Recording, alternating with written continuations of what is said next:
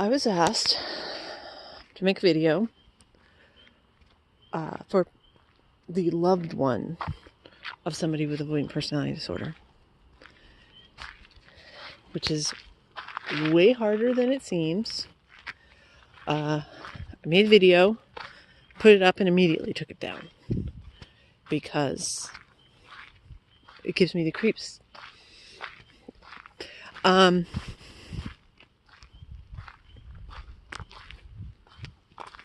Okay, I'm going to just give it another shot, and I don't think it's going to go over well, and I'll probably take it right down again, but whatever. The first thing to keep in mind is that there are people with personalities that match somebody with avoidant personality disorder. That they're okay with the idea that somebody is going to have periods in their life where they're going to have to take a break. That they're going to understand that there's probably a wall as far as how close the person can get to you. I don't know where my cats are. Oh, there's one of them. And there's the other one. Okay, there's both of them. Anyway, and that's it. That it will never resemble a normal cookie cutter Hallmark card relationship. Period. And that might be perfectly fine and great for you. But if you're so invested in the other person that you're trying to research how to have a better relationship with them, then you're probably too invested in that person and it's not going to work. Harsh, but true. You need to very much go with the flow. You can't control it at all. And if it's any consolation, the avoidant person isn't controlling it either. It's the avoidant personality disorder that's controlling it, and it's not personal. I keep saying that I recommend the 4 agreements. That's one of the things. Don't make assumptions. Don't take anything personally.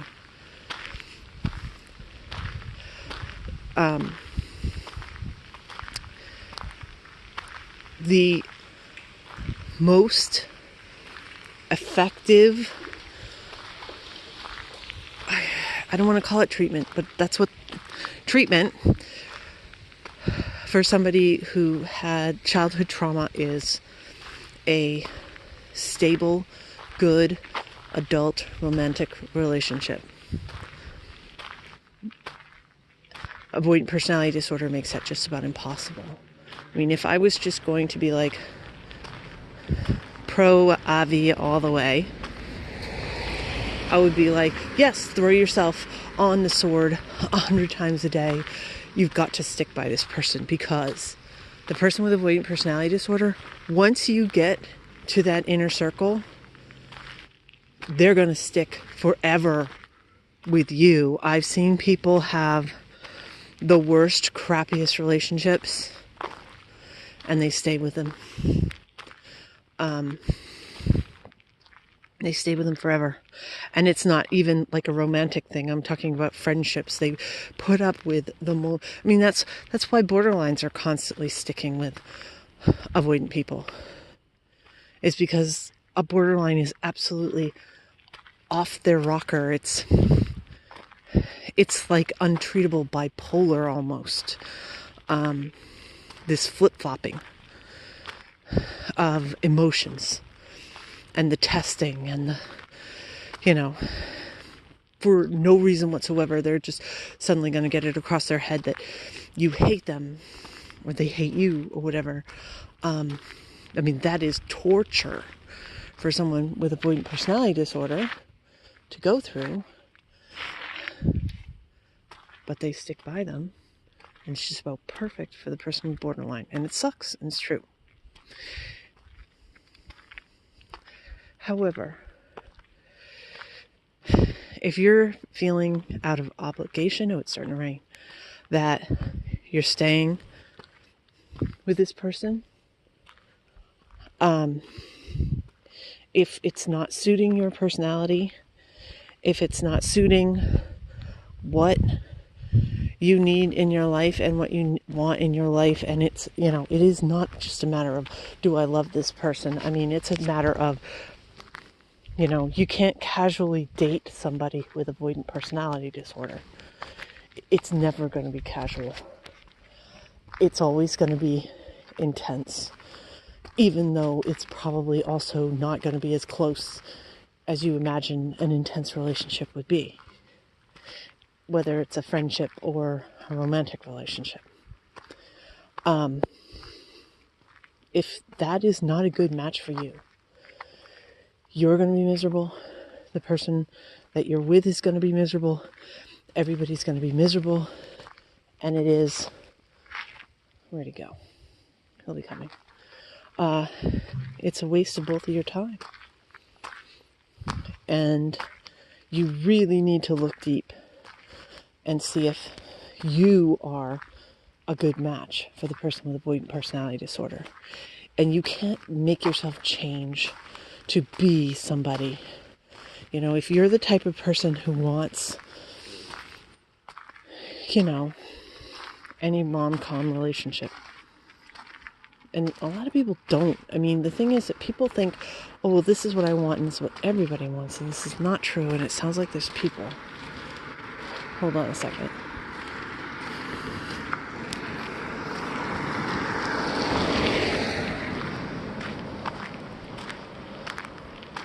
It's not true. It's not true that everybody wants what you want. That could be a problem, that you're just assuming, okay, well, what I want, it looks like this group of stuff that I've acquired to back up my opinion, and I'm not looking at anything else. I mean, for example, I'm not saying this is an avoidant person. I'm saying this is a different person. Look at Scarlett O'Hara in Gone with the Wind. She married 3 guys that she couldn't care. Well, I think that was in the book and not in the movie, but whatever. She married 3 guys that she couldn't care less about because she was obsessed with somebody else. And she wasn't in love with him or really sexually fascinated by him. The one that she wanted was just, she wanted to have the power and control to get what she wanted. Does that sound like the rom-com? Nope. But there's an example if you want to see that there are other people in this world. So I'm sorry if you don't believe me.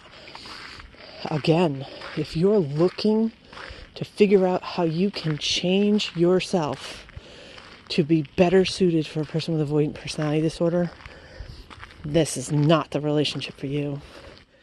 And I feel really bad saying that, because depending on how far it is, that's the other thing, is who knows. I mean, you may have had 3 dates and are like, well, how come we aren't going forward? What do I need to do to make this go forward?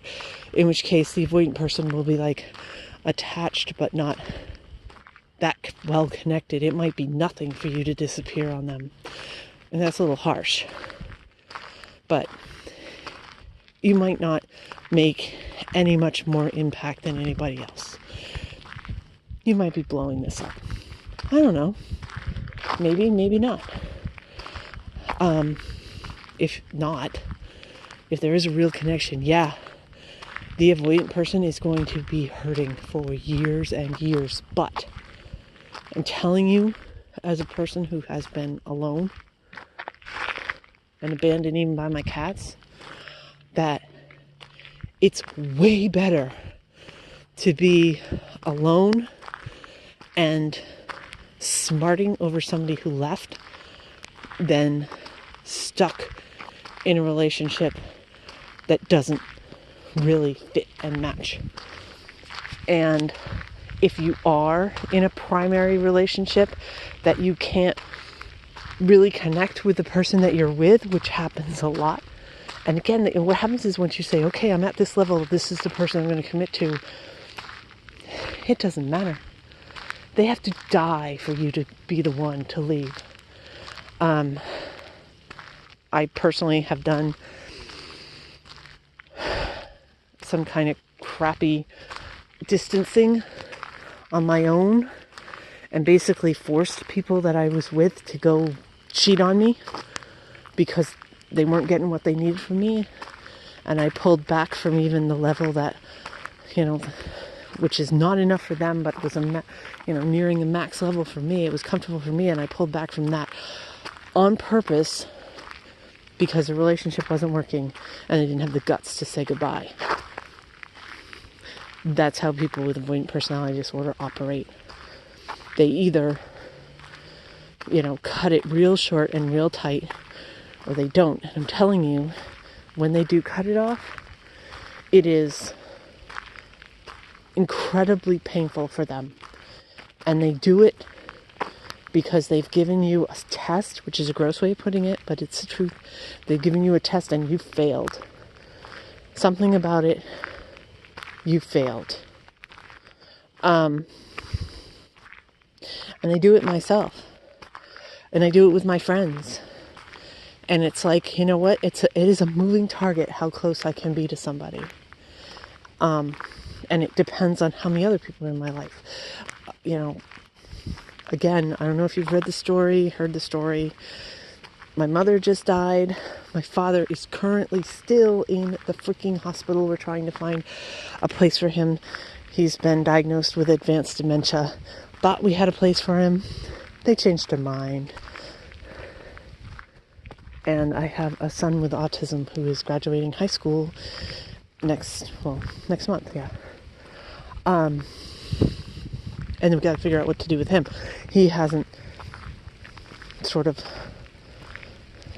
put down his roots about what's going on with there. So there's a lot of people, his therapists, his doctors have to take him in for blood work because of medications that he's on. It's like, and of course I'm all by myself. I have some pretty good financial stresses. So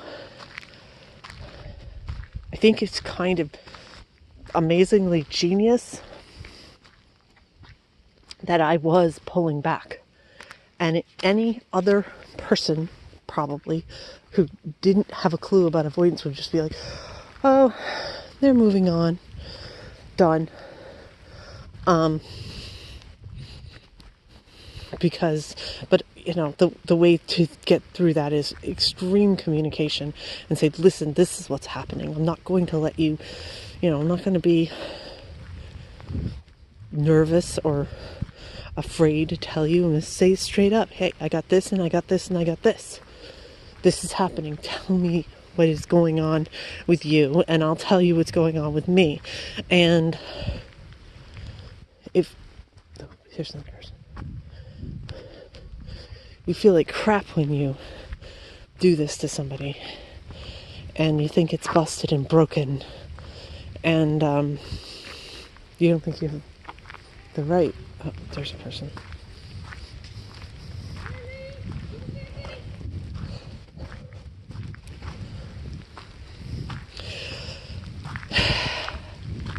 And you definitely don't think that anybody's going to think you're worthy when you're not able to be anywhere near what, social media and romantic movies and books and everything tells you you're supposed to do.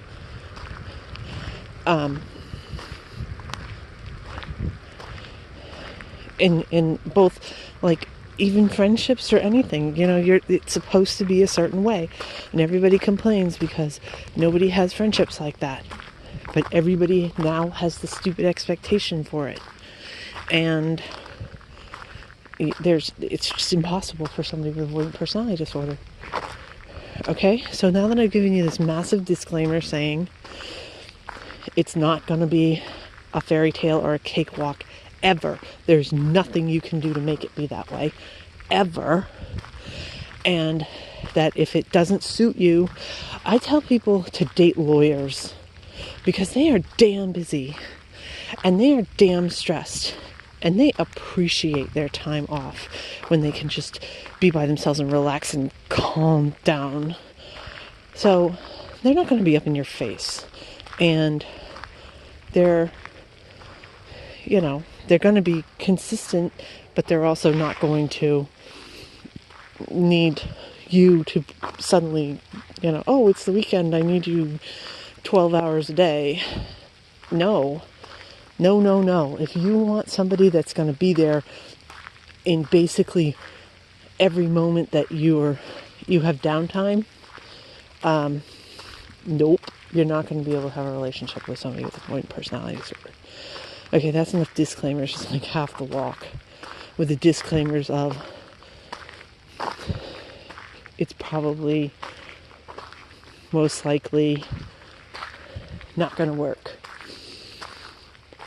So you have to do some soul searching. So if you think that it's going to work and that it will fit your relationship, I mean, imagine having a baby and the avoidant person is still acting the way that they were acting when you were dating. Can you do that? Great. Then you will be perfect candidate for having this sort of relationship. I'm telling you this. When I had my son, I lived 2 states away from his father. It was like an ideal avoidant relationship because I got to only connect when, it was something that I was really prepared to do.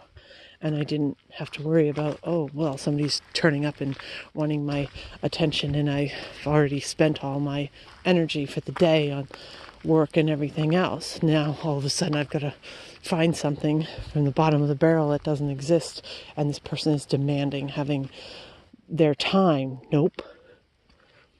Having that kind of distance, physical distance, worked wonders because you couldn't just drop in. You had to plan it. It was great.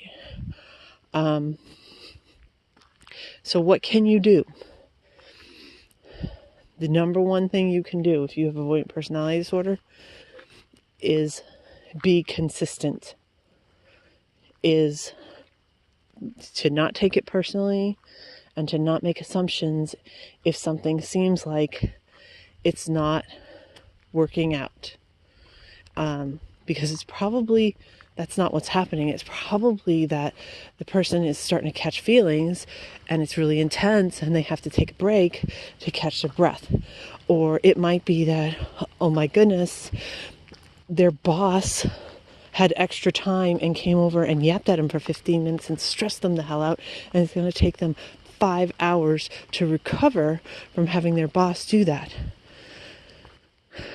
The second thing is to really, really open up your communication with this person. And I don't mean overwhelm them or anything like that. I mean, just be as honest as you possibly can be about everything that's going on. I can tell you one of the most annoying things for me is when it's basically what you're asking, is when somebody tries to help me out or whatever by deciding how things are going to go. And it's very infantilizing. It's very insulting. It's like, you know what? You might not see me as a capable adult, but damn straight I am a capable adult because I've gotten to this point with this massive mental disability, personality disorder, or whatever you want to call it. I mean, it's a big burden and it's a big hurdle that I have to deal with on a daily basis, and I'm doing it.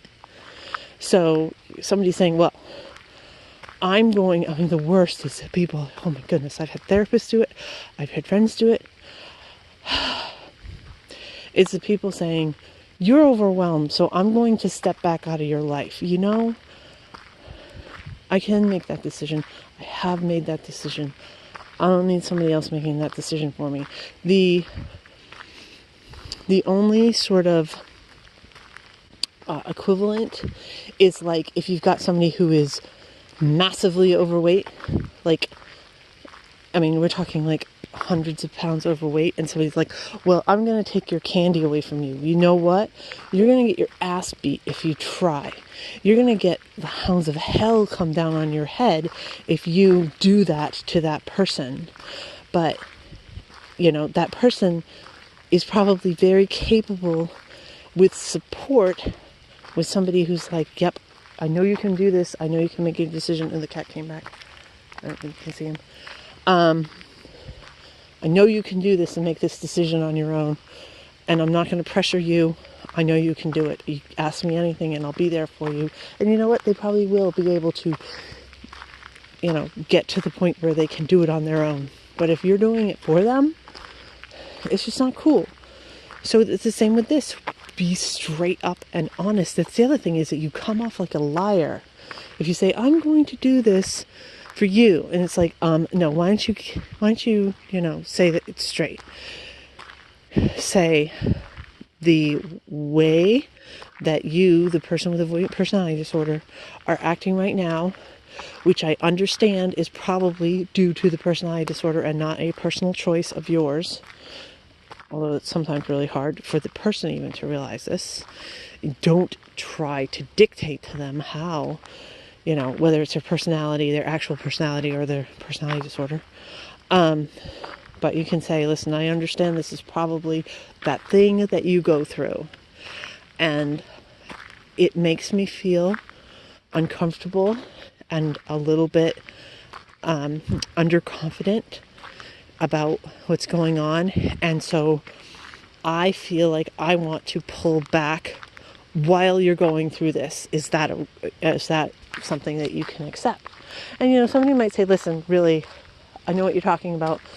I worked through lunch and I'm really, really hungry, and how about you give me a night off to fuel my body, get my rest, wake up in the morning, we'll talk about it again, and give me another chance. Totally fine for somebody to say that. And of course, it's also totally fine for you to reject that. But this is what I'm talking about.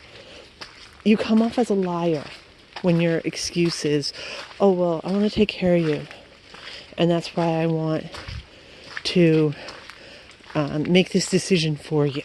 It's like, whatever. No, you personally are being affected by me, and you don't have the guts to say it. This is a problem. Then, if you're lying, then you're untrustworthy, and the person will pull back even more, and even more, and even more. If you're steady, rock steady, and you're honest about, this is what I feel and why, you know, then the person with avoidant personality disorder is going to trust you and feel that you are taking care of their feelings and emotions, and you're not going to do some impulsive thing to screw everybody over because you're feeling underconfident at that moment. So those are the two big things as far as what you can do for somebody that, you know, to help somebody with avoidant personality disorder. I keep hearing something weird. Do you keep hearing something weird? Anyway, and then the reason why I was reluctant to make this video, well, first of all, because it seems like I'm going, get away from this person, which to a degree, there's a very good chance that for both of you, you'll be better off if you do get away from that person. Which seems like a betrayal of somebody with avoidant personality disorder when they probably spent years and years, maybe decades, trying to get a relationship. And I'm saying, well, just abandon it. You know, but you'll know. I mean, either you're a good match or you're not. If you're a good match, then it's worth it because they'll never leave. And if you're not, There's no fixing it. You can't change a personality disorder. It's nothing personal. They're not going to suddenly be able to say, oh, you're doing some, I'll do some, we'll meet in the middle. You can't meet in the middle. It's impossible because they can't budge. So that's not very nice to hear, I'm sure. The other reason why I was reluctant to make this video is that people have their own quirks and their own reasons. I mean, you have to get avoidant personality disorder, there has to have been a trigger. There has to have been some sort of abuse in the back. I don't know what that was. Everybody has a different thing. You know, with mine, it was my parents. And I've been advised to forgive, especially my mother. You know, I mean, the way I look at it, there's a difference between forgiving and forgetting. Is it annoying? Yeah. Me saying this is what she did is not saying that I have not forgiven her. If I hadn't forgiven her, then I wouldn't have been there right next to her when she died. Okay? But yeah, she did stuff to me. And it was actually probably the last 6 months, I kept hearing her tell the truth, and it was probably the best thing she could have done for me. But that was my abuse. You know, my father was very physical, but I mostly stayed out of his way, so it wasn't a daily thing that I was attacked by him. It was definitely monthly, but some people were beaten daily, and that was their abuse. Some people, it was their friends that abused them. And those are very different trust issues. You know, if it's your immediate family versus your friend. Well, if it's your friend that you can't trust, well then starting a relationship is going to be really hard. If it was your family, your immediate family that you can't trust, then getting a relationship to a point where you're close like family is going to be damn near impossible. Some part of the process of having a relationship, either romantic or friendship, is going to be just about impossible if you have avoidant personality disorder. And there's nothing that anybody outside of the relationship, you know, outside of the person with avoidant personality disorder, there's nothing that somebody outside can do to fix that.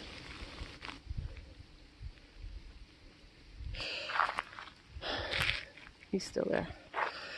You can't fix somebody else's personality disorder. You can't mold yourself to make it better for them.